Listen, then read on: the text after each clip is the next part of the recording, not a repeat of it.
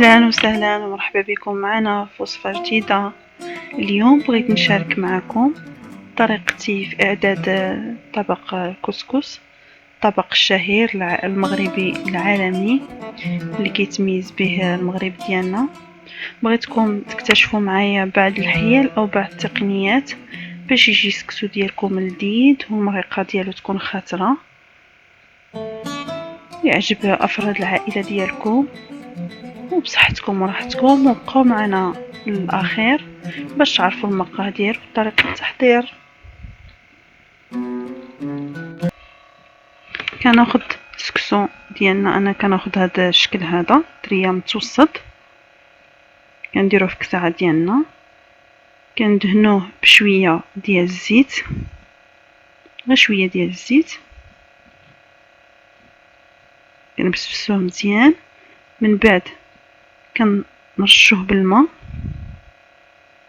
كنديروا له الماء يكون كميه يعني كبيره في الاول جهد ما يفزق لنا مزيان بحال هذا الشكل هكا كما كتشوفوا.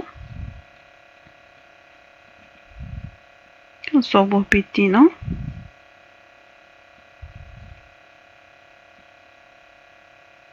كنخليوه ينشف لنا واحد شويه.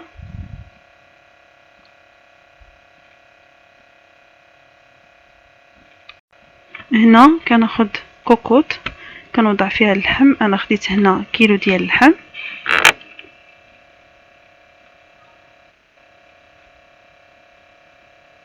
كناخد 2 بصيلات موين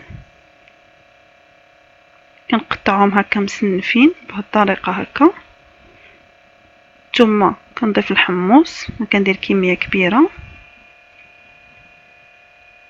كنبغي الحمص بزايد في السكسو انا ولا وليداتي. كنديروا الابزار،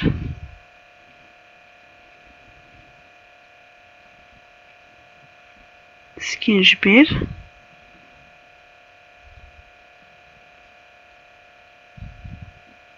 الخرقوم،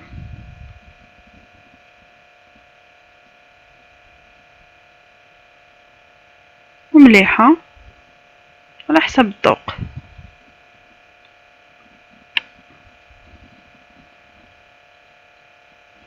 ثم كنضيفوا الزيت،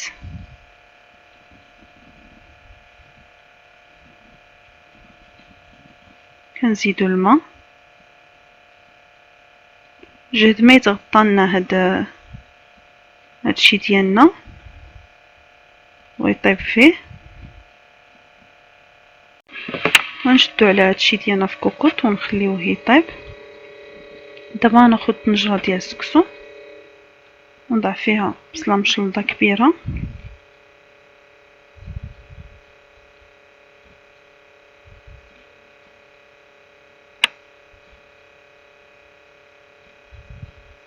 ثم خيزو قطعته بهذا الشكل طولي هكا.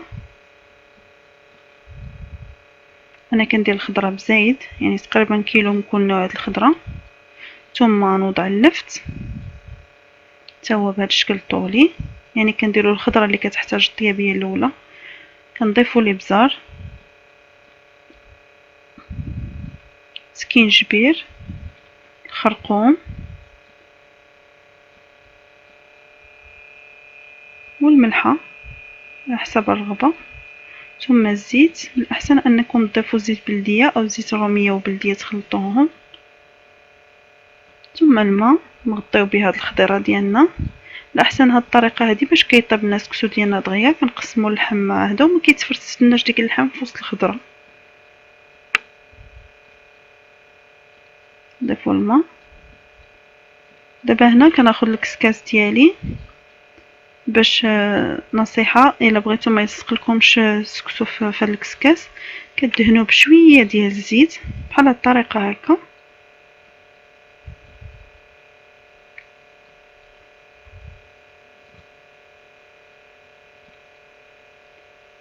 دابا هاد السكسو ديالنا اللي سبق لنا اننا فزقناه مزيان كنفكوه بهاد الطريقه هكا، نفكوه بيدينا مزيان لان كيكون بحال الا تحجر، ولكن شرب من الماء مزيان.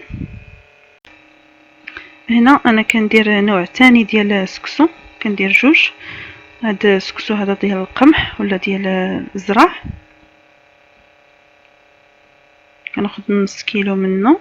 هاد الحبات هكا كيكونوا حبات كبار، هذا مزيان الناس اللي كيعانيو من اللي كينفخوا مسكسو ولا كيضرهم في مصارنهم، مفيد وكيجي لذيذ بزاف. حتى هو كنوضعوه في الكساعه ديالنا بنفس الطريقه، حتى هو ندهنو شويه ديال الزيت، غير تفاديا باش ما يتعجناش كندهنوه بشويه ديال الزيت في الاول، بس طريقه السكسو الاول. ونضيفوا له الماء، غير هذا النوع هذا ما كيشربناش الماء بزاف، يعني ما تكثروش الماء فيه بزاف وتوحلوا فيه. احسن انكم ديروا الماء عينكم ميزانكم. كنديروا السكسو ديالنا في الطنجره من بعد ما كطلع لنا فيه التصفويره، سكسو البيض. كناخذ السكسو ديالنا الاحمر وتا هو كنفكو شي شويه من بعد فسزقناه، كنديرو حتى هو يتصفور. في هذا الاثناء كيتصفور لي السكسو البيض التصفويره الاولى، كنجبدوه كنديروه بهذا الشكل هكا في القصعه. نتوما كما كتشوفوا كاع ما يتلصق. ونحاولوا نفكوه بشي ملعقه، خشبيه لان كيكون سخون بزاف. ثم كنضيفوا له الملحه، لان ما سبقناش درنا له الملحه. وإلا بغيتو هاد السكسو ديالكم يجيكم لذيذ، غتاخدوا شويه ديال المرقه ديال اللحم اللي فيها طابط اللحم، وكتدهنوا بها هاد السكسو هذا، او بحال اللي كتبللوا بها هاد السكسو، كتعطي واحد الدهاء الى السكسو ديالنا. نتوما بهذا الشكل هكا عادي كتدخلوا مزيان في هذيك المرقه، وكتضيفوا الماء الا شفتوه محتاج للماء. انا هنا مازال شي شويه خصو الماء، نضيف له الماء باش كيشربوا ليه مزيان، ونعاود له التصفويره الثانيه.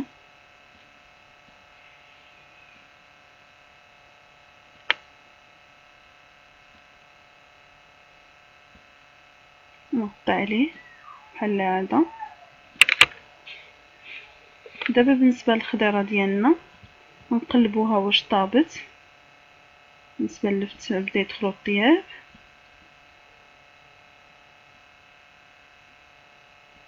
وكذلك حتى خيزو. دابا نضيف المكور، مطيشه صحيحه، وهنا عندي قزبور ومعدنوس والثوم. وبالنسبه للمريقه ديالك الا بغيتيها تجيك خاطره، تاخدي قرعه حمراء وبطاطا وقرعه خضراء، وتحكيهم مزيان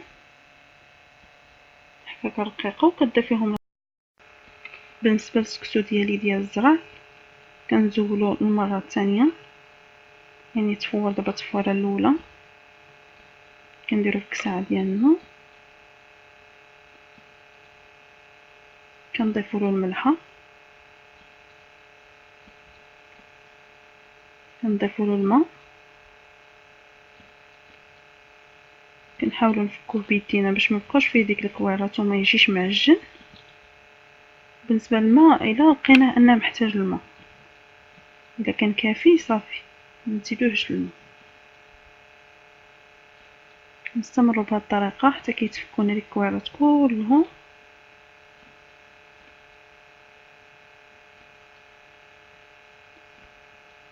دابا غناخدو قرعه نضيفوها خضره،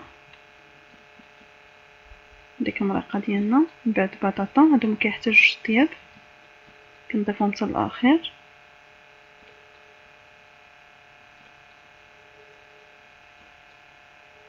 ثم كنضيفو الماء، كنذوقو هاد المرقه ديالنا الا ناقصها شي عطريه ولا مليحه. دابا كناخدو السكسو ديالنا نخرجوه النوبه الثالثه، يعني دابا تفور جوج تفويرات، دابا نديروه يتفور النوبه الثالثه. كنفكوه مزيان، نفكولو حتى هو ديك الكويرات ديالو باش ما يجيناش معجن. هذا سكسو البيض. كناخدو الكوكوط ديالنا وضعنا فيها اللحم والحمص، كنزيدو فيها القرعه الحمراء، كنضيفو لها الماء، كنردوها طيب. ثم دابا نخرجو ديك السكسو الاحمر، كنفكوه. دابا تفور جوج فويرات، نفكوه مزيان ونشوفو الا خاصه شي حاجه، كنقصو ماء او ملحه.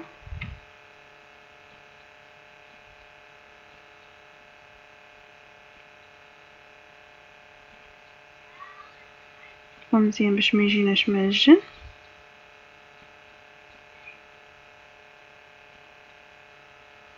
كنحاول هنا نسرع لكم الفيديو لان الفيديو جا طويل بزاف.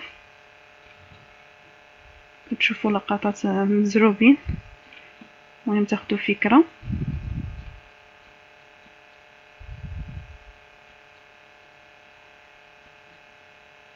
اشارات السكسو كيجي غزال، كيجي لذيذ بزاف هاد السكسو ديال الزرع.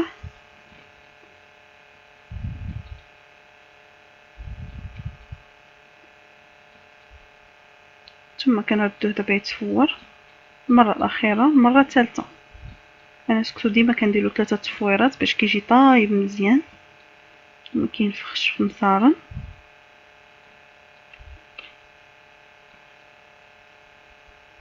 شدو عليه. دابا بالنسبه للسكسو الابيض ديالنا، السكسو العادي حتى هو خرجناه تفورنا 2 مرات. دابا المره الثالثه غنشوفو نفكوه. ها هو وجدنا السكسو الاحمر او سكسو الزرع. دابا درنا له 3 ديال التفويرات، ها هو وجدنا مزيان.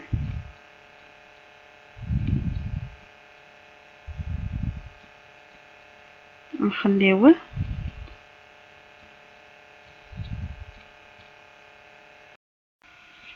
بالنسبه هنا للطنجره ديالنا كنشوفو اذا طبنا اللحم طبنا القرعه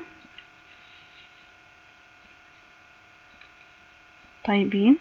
غناخدو مريقه منها ونديروها في واحد الكاسرونه.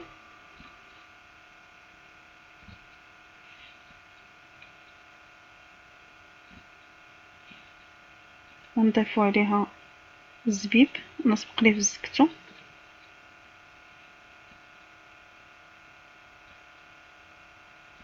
نضيفو له قرفه،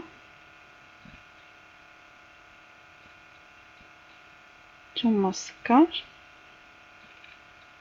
ونردوه يطيب.